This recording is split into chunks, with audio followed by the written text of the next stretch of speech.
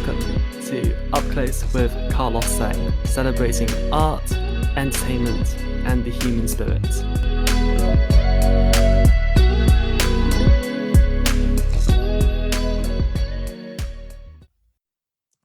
Welcome to another episode of Up Close with Carlos Sang. I am really excited because I am about to be joined by one of the most exciting newcomers to the London stage, a recent alumnus of the London School of Musical Theatre with a big voice and big dreams.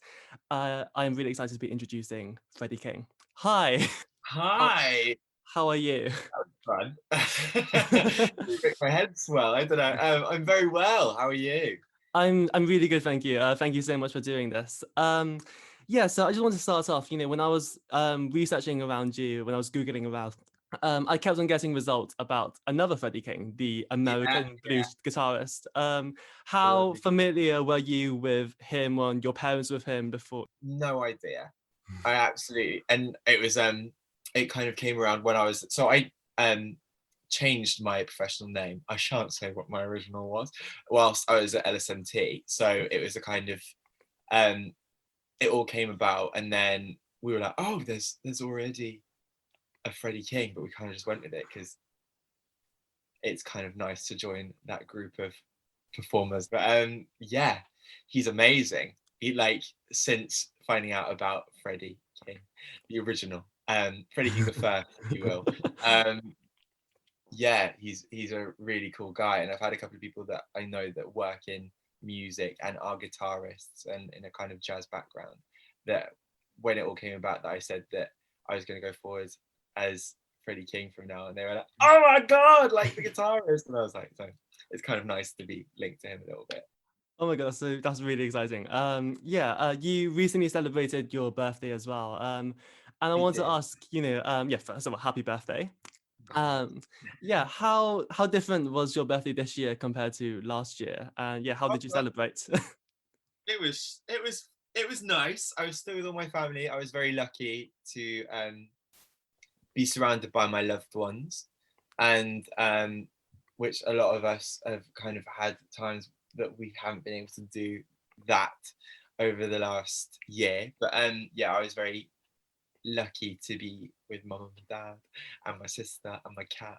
But it's compared to the year before. I actually spent my birthday last year in prison.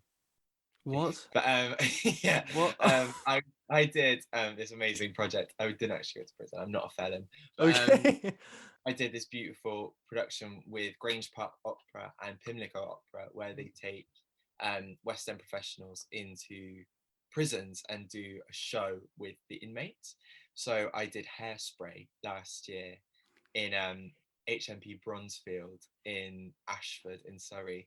And we took loads of people that had done the show before and a couple of us young'uns to go and create. So we did half a professional cast and half a cast made up of the girls in Bronzefield. So I was actually in prison as a kind of final hurrah before the pandemic hit. Oh well, yeah, that sounds very glamorous. Before the pandemic, I remember moving to London in 2019, and one of the shows that really stood out to me was, of course, Gentlemen Prefer Blondes at Union Theatre.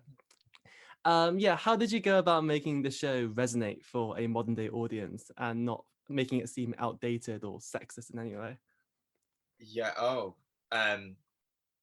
That was, I mean, we never really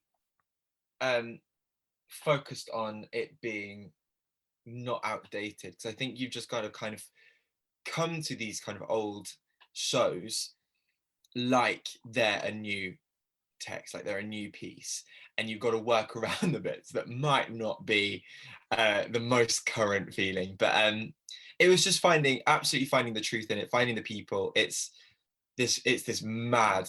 I remember our director Sasha in the first week, she was like, this piece is mental. We've just got to kind of power through all of that and find the people, and the humor will follow. It's not this thing of kind of like trying to create a farce and trying to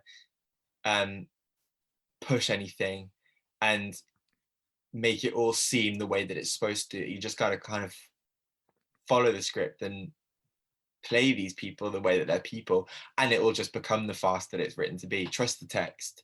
And yeah, I think there was a lot of stuff of like I had all these kind of gushy songs throughout the show, and it was just like, it was so interesting because Sasha would be like, let's not make this a love song, let's come at it from a completely different place. Like, I remember my first, it's this complete songbook of golden age musical theatre song I have as like my first number in the show, and it's like, it's literally just like, it could be sung at a cocktail party by Ivor Novello and all these kind of adoring women around him, but it was, we kind of directed it to be him just kind of singing this song that he knows, and it being a very uncomfortable situation. Then it kind of adds this whole, I guess what you're saying, this kind of freshness to it. So Mm. it's not, I'm going to sing a song now. It still is in keeping with the show, and I think that's what made it quite fresh, I guess. Absolutely. Yeah, the Union Theatre itself, and Sasha Regan's an amazing job with it. It's such a well loved venue by theatregoers. It How is. familiar were you with Sasha Regan and the Union Theatre before you joined the production, and what is it like performing in such close proximity to your audience? Ooh, good questions. I knew about Sasha very well because of her Gilbert and Sullivan all male productions that she'd done before, which I just loved. I love it when they do kind of gender flips and spins on things, like making half the cast the other gender or whatever, any kind of um, playing with the gender roles in shows. I always find quite exciting. So I knew and loved all of those from before. Lots of my friends had done shows at the Union before, and I'd been to support them in the past, so I knew a lot about the Union kind of going into my first audition with them. And so that was nice. I kind of felt, it felt familiar, it felt, and she was just so lovely. Like, I remember the atmosphere of that audition room, it was like you were walking into, I don't know, an afternoon tea somewhere, and they were all just kind of like lounging about, and you just sang a couple of songs and then left. But yeah, it was really lovely. And the close proximity, Mm. it it isn't as daunting as you think, where, because it's this gorgeous little space, and um the way that the shows are kind of made, it feels very inclusive. It feels very kind of, once the audience are in, it's almost like you're kind of doing it with them, because they are literally sitting on your lap. I remember Lewis Rimmer, who's one of our ensemble members. He has one of the biggest high kicks I've ever seen in my, like, his legs are just outstanding.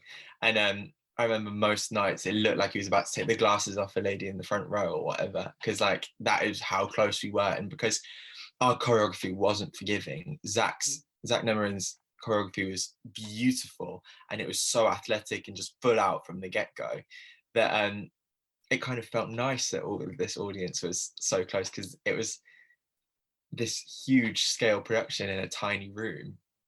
So it felt exciting. It felt like we were in it with them. It felt like, it wasn't like they were up in our faces. It felt almost like we were kind of being like, this is the show. This is going to be our next 2 hours together. So we might as well just all enjoy it together. If you know what I mean? Yeah, it's definitely got a really organic feel to it. Yeah. Yeah, you graduated from drama school, yeah, not long before you started Gentlemen Prefer Blondes. What was it about Henry Spofford which really attracted you to the role? Ah, I love him.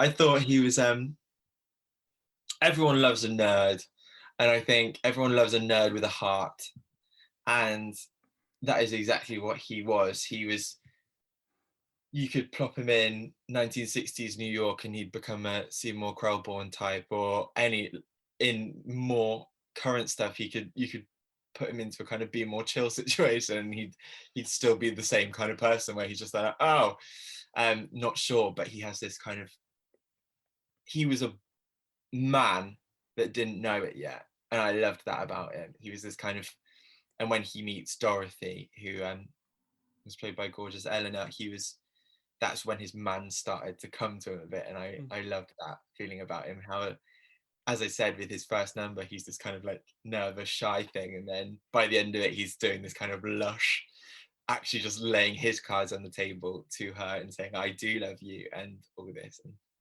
he's fun. He was a really fun little character to play. Yeah. Amazing.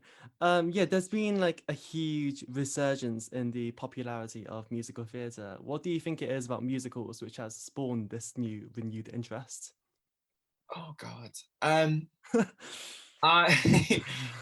I am a firm believer in audience and performer relationships, and I think something that can't be matched is the feeling of live performance and what that makes you feel. Like if you it for anyone's cup of tea, I guess, you go and see a live show, and I think it's that feeling of, with theatre especially, it's that feeling of when the lights go down, when you know something quite magic is going to start. I think that is a feeling that you can't really find anywhere else. And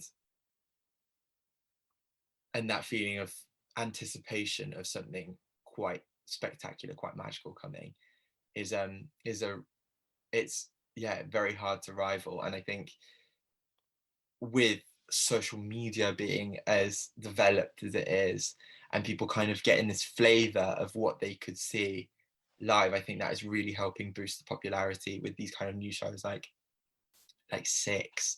How amazing it's done, because everyone's seeing these kind of clips and seeing and their publicity stuff going out, and they're like, I want to see that. I want to see that live, because it's like seeing the Spice Girls, Little Mix, and Beyonce all in one. Yeah. And if you get tickets to that, you would. And again, it's that feeling, the house lights going down. They get used to that feeling and they want it again. I think that's why people always come back, Mm. because yeah, it's all about making you feel. And that's our job as the actors and the performers, that we need to go out and make everyone feel something at least once. Yeah. Whether it's like just kind of going, oh my God, this is amazing, or sobbing in the third row. It's like, that's the magic, I guess. And that's why we do it as well. Absolutely. Yeah. I was curious, what has surprised you the most about working in show business? Oh, um, how that's a question. Um, it's surprised me how normal it becomes, because I think when you're growing up, because I was a complete theatre nerd when I was younger. I was that person that had like a Defying Gravity poster on my wall, and I'd be there like, oh my God, I'm gonna sing that new song from this week's episode of Smash because I can, and all this. And it was like kind of going into my head voice on the top notes, whatever, stupid. And because you're on one side of it when you're younger, um, it feels quite untouchable Mm. and special. And obviously it's still so special, but now that you're a part of it and you do it, it's like, oh, this is my job. This is just what I do. And I think if you told, I don't know, 12-year-old Freddie what I was doing now, he would have fainted. But really right now, I'm just like, I get my coffee, I do my thing, I have all my mates, and we just do the thing. And it's still, obviously it's still so special, and it still feels so amazing to do it. But and especially with the pandemic, kind of putting a pause on stuff, it'll be so amazing to get back to it and start doing it all again. But yeah, I think that's the thing. It's how right and normal it feels. Where as a younger self you'd go, oh my God, like literally walking into a dance call in Pineapple Dance Studios, you'd Mm. pass out. But that's just Monday morning. No, but, yeah. Oh wow. Yeah. So last summer I was one of 200 very lucky audience members, and I got to see you in A Little Night Music. Oh, amazing. Yeah, I wanted to first of all ask, I remember the role of Enric was originally supposed to be played by Frafi. Mhm. Do you remember when and how you found out about, that you were going to be taking on the role for that very special performance? Yeah, I was in the co-op, not sponsored. I was in the co-op, getting some bits, and I think it was 2 weeks before. So I did Hairspray in prison with Alex Parker, who is the producer and MD and creator of Quick Fantastic, and um, and we're really good mates. We're really close, and he also is one of the biggest theatre nerds in history. He'll hate me for saying that, but he is. It's true. But yeah, and he knows that I know Sondheim and love Sondheim. And I remember he just rang me and he was like, "So, do you want to play Henrik in A Little Night Music next week?" And I was like, "Yeah." And yeah, it was a very kind of it's a shame that Fra couldn't have done it, but I think it was one of the best nights of my life so far, and it was so fun to kind of just throw myself into this show and learn such a gorgeous role and then be able to play it in front of all you guys was so fun. But yeah, I was in the co-op and literally just got a call from my mate, and I thought he was just gonna like talk, let's go to the pub at the weekend or something, and it was, do you want to come and play a dream role? Oh wow. It was But yeah, such a magical evening, I remember. Yeah, I want to ask as well, what was it like working alongside, absolute pros like Janie D and Joanna Riding?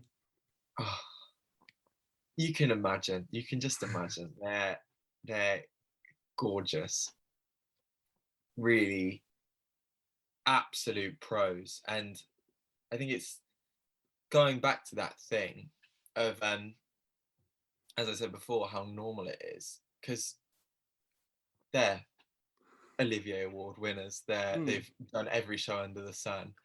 And I remember Joe just walking in and being like, "Right, let's get started," and it was just so normal. And I remember when I was at LSMT, and we did our big kind of show turn where we did Grand Hotel that I was in, Mm. and the other side of the year did Lend Me a Tenner, which Joe Riding Mm. had been in, Yeah. and I remember she had this number in the show called The Last Time, which I just became obsessed with. A girl in my year, Anne Marie, who played Maria the character, when she sang it, I was like, this is a corker, this song.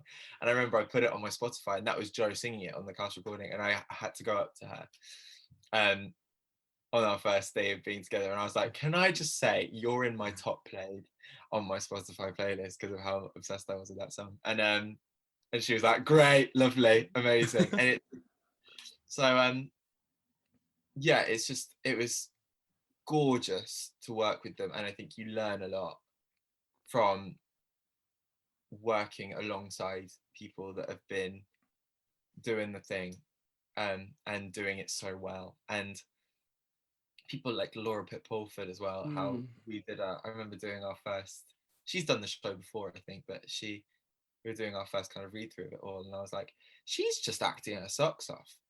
And you kind of come from a place where these things aren't, you're not used to certain things, and you're like, oh, I like that, I'm going to use Mm. that. And as a kind of young graduate, you kind of, they always say that the most of your training happens in like the first 5 years of you working as a professional. So I think that was one of those moments where I can now call them mates, and they were all really great to work with and lovely, brilliant. They're just all brilliant at what they do, and it was fun to be in the room with them making the thing.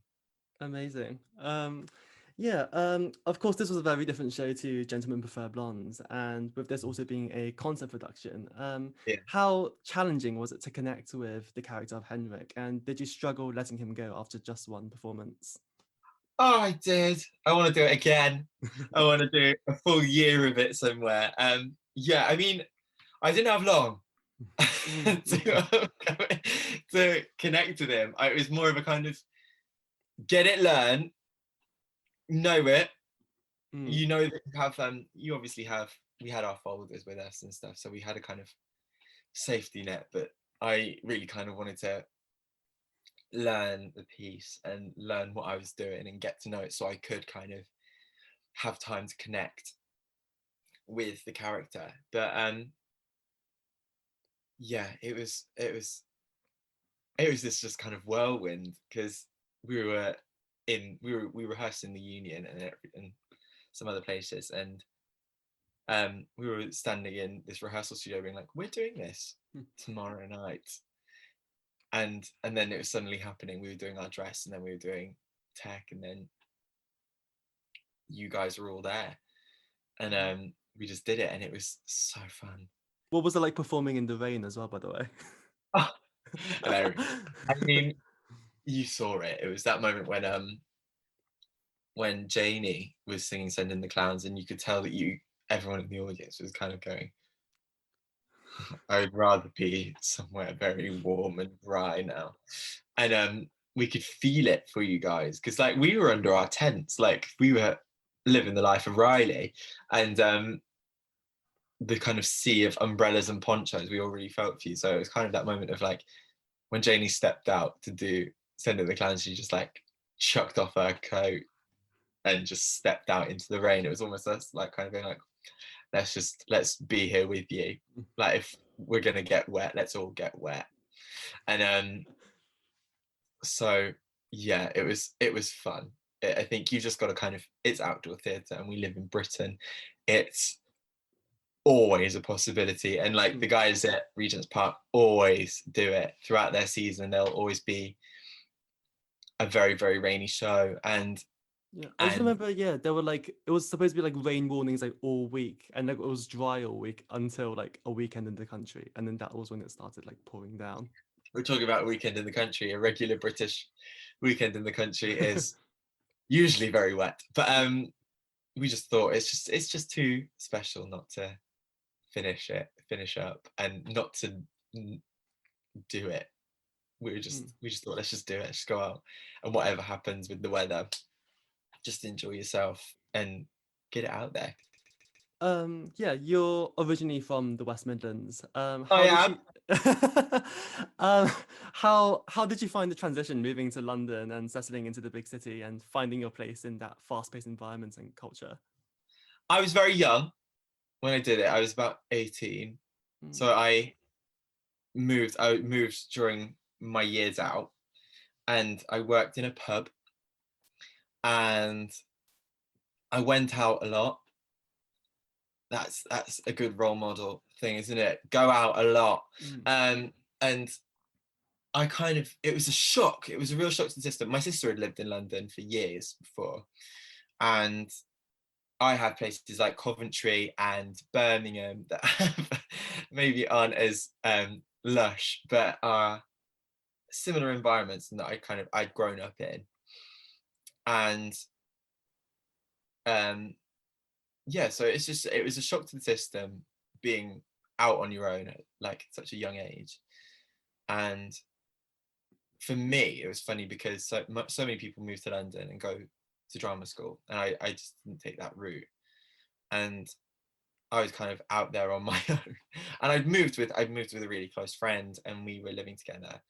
And we just kind of thought, let's just go out into the world and kind of make our own way for a bit. And it's so surprising how quickly you get used to it, Mm. and how quickly you get used to London life and all of the bells and whistles that come with it. And yeah, by a couple of months in, I was a Londoner. So, and now I do consider it home. So it was it was a funny transition because it's almost like just jumping in the deep end. You just kind of do it, go out and find the stuff that you need and the stuff that you want and the stuff that you can get whilst you're in London. So I guess it was it was exciting. It was a really fun time.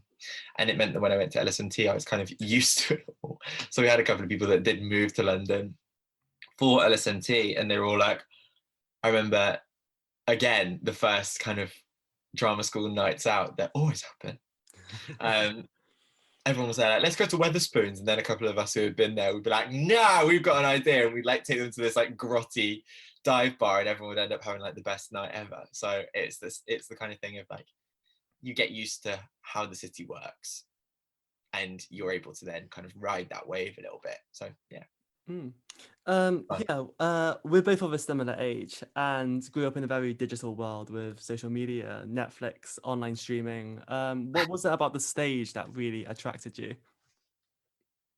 It's going back to that thing of the feeling.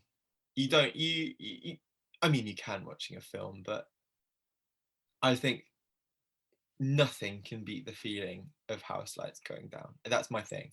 One of my absolute things is like when house lights go down and you go, oh, and that kind of like big full auditorium breath that everyone takes is like the show's about to happen. And that drew me in. And the thing of being able to play about every night, it's just so fun. And it's just yeah, I think I've done a couple of screen things in the past, Mm. and it really I loved it, and I think it's such a gorgeous profession, but it always just kind of cements the fact that I'm a theatre boy, that like I'm meant to do 8 shows a week instead of like hang about for 12 hours for a shot to happen and then like have one shot. I think I love that feeling of the feeling of that you have a sprint basically for 2.5 hours of just getting a story out, and that feeling of connection to an audience is beautiful, and I love that. I kind of, especially now, the thought of like, because I'm an absolute attention seeker, um and the thought of like going into a room and singing at people, like I can't wait. Even just like my first audition back at wherever we go, um I'm gonna be like an excited dog all morning. I'll be like, oh my god, I get to sing to people, but that aren't my mum. But yeah, it's that feeling of having a connection with a live audience is so special, Mm. and the work that involves, I think, is just really rewarding. Mm, I completely agree. Just listening to you, I can't wait to get back to a theatre.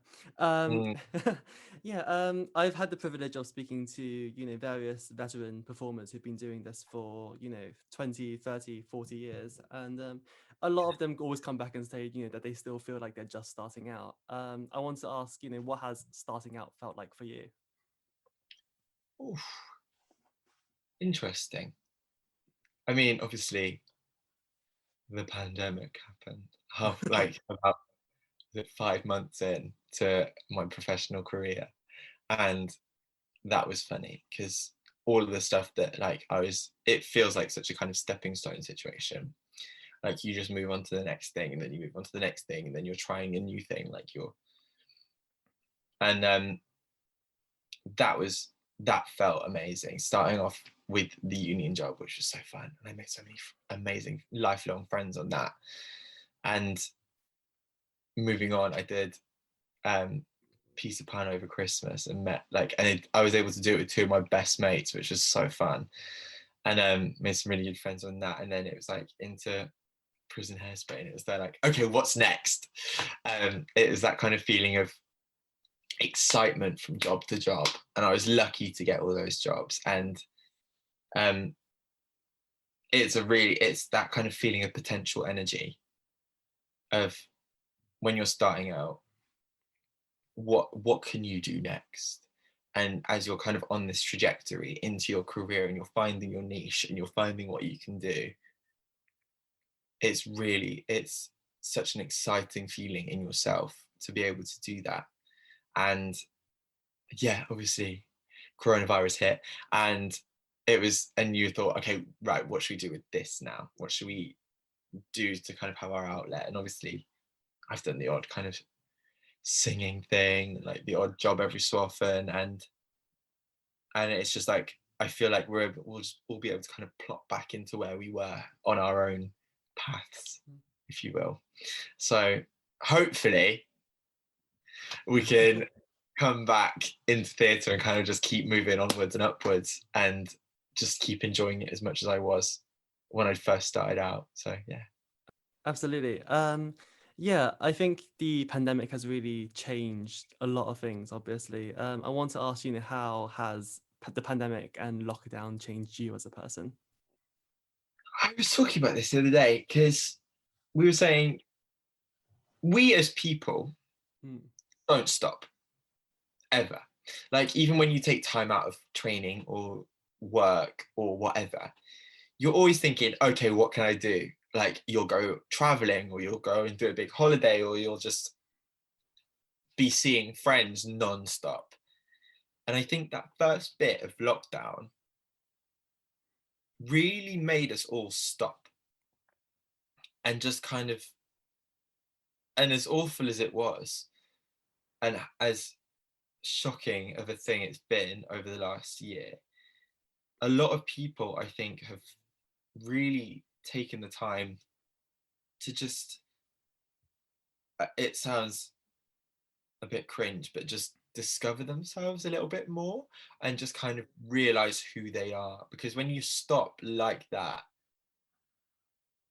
you kind of have time to just check in and think mm, even, and not think, what have I got to do tomorrow? What am I doing this evening? Where am I going? What have I got to do? You just, when you're literally on your sofa for like however many months it was, 3 months, and all you can really do is bake banana bread and kind of be a bit mindful. So I think that was quite important. And I think a lot of us were able to spend the longest amount of extended time with people that we ever have. I was so lucky I came back for the first lockdown to my parents' house and with my sister. And we were like, this is the first time that we've ever spent every day together, because we always had school or someone would be going to work or whatever. And we were literally around each other 24/7. And it was, because I'm really close to my family. Again, I'm so lucky. And we just had the best time. And again, it was such an awful year, but these things, you've got to focus on the good things that come out of the bad stuff, or else you go a bit mad. So I think that was the last year for me, and also being able to do Holland Park and I don't know, get some bits out and get to know people. It's all very exciting. it is really exciting. Yeah, 2020 was definitely a really strange year. It's now March 2021. How would you describe the year so far? Um, I think with one word you can say again, potential. Mm, The fact that we've got this roadmap and that we've got something to kind of follow and dates to look onto, that that's really exciting. And the fact that they've kind of said things will open again, because I think there was a big knock back in November, in October and November, where things, I was set up to be doing some exciting stuff and it all just kind of, and shows started reopening, mm, and then for it all to shut down, I think that was a real kind of knock to everyone's um hope for a kind of return of everything, because it felt like we were getting to this point where we were able to start up, and although everything had changed a bit, that we were able to start getting audiences back in, start being able to do what we love again, which is mm. what we all just want to do. But with these coming months now, I think that will happen. Hopefully that will happen, where we're able to just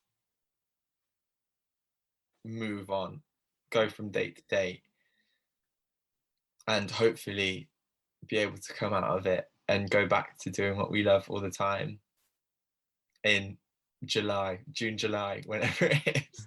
But yeah, I think that's this year so far. I think it's the potential of what's to come now. Now we're in this new year.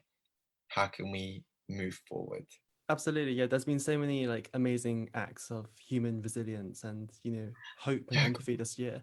Moving on quickly. I want to ask, I just want to ask also. You've had such an amazing start to your career already. Even though there's been a pause with the pandemic, where do you see yourself in the next 5 years? Woo! Um, I want to be the next Patti LuPone. No, uh, just keep doing what I love. Keep doing things that are exciting.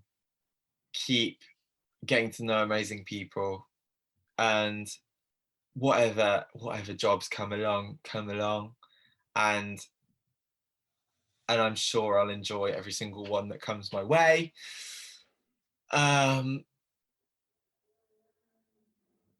Over the next 5 years, there's so many things that you could say. How old will I be in 5 years? 28. Oh God. A lot can happen before you're 28. So I guess just keep moving forward. Keep doing what I love. Keep, as I said, getting to know people, making new relationships, professional and personal, and often both. You're able to become friends with people that you work with. And yeah, that's it. That's what I can say for the next 5 years, because I'm not in control, am I? I can't say, oh, I'm going to be this year. Then the year after that, I'll do that.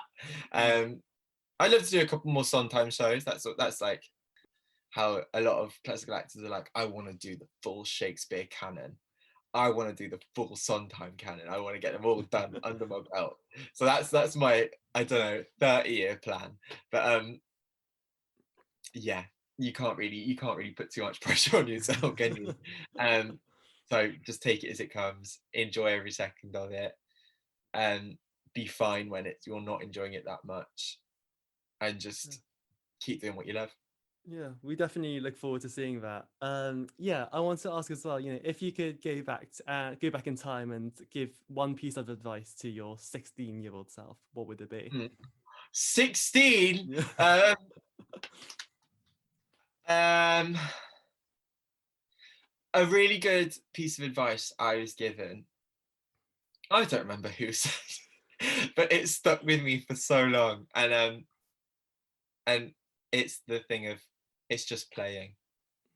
Because I think when you're a teenager, you're rushing with hormones, and you're rushing with insecurity, and that is so normal, as all teenagers do. You always feel this kind of like judgment that isn't there, and that can eat in to your performing. And I think that often is what causes nerves early on. And obviously it's so normal to be nervous. I'm literally like,